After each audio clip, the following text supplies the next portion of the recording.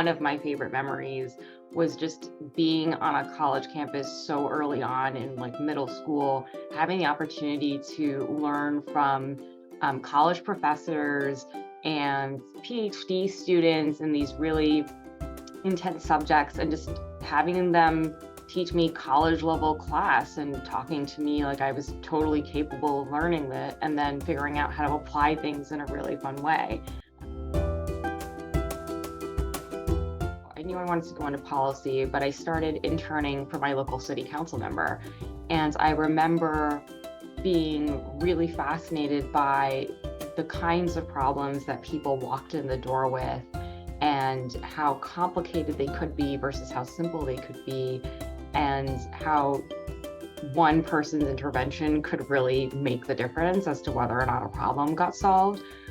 So I loved being part of my community and serving in a different way, and working with people to drive things forward. And so I just got bit by the political bug, and from there I never really looked back. One of the things that's so exciting about my job is just getting to meet so many different people and organizations from different areas, issue areas, and then getting to work with those people to build consensus. And it's really empowering to see tangible change happen, because you know exactly where you started, and you know where you're ending up, and you know it wouldn't have happened if all of you hadn't been together. I remember the first time I spoke in public, I was a complete disaster at work. It was like a room full of maybe 50 people. My knees were wobbling. I was so nervous.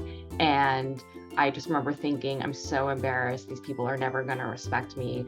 But over time, I got better and better and better. And I practiced more and more. And I got very confident at being in front of a room full of 60 to 70 people at a time, if not more, and saying what I thought with confidence. So, that could have been a failure. It was certainly a challenge, but it's always easy to overcome, and you learn something from every mistake you go through. Be curious and ask questions.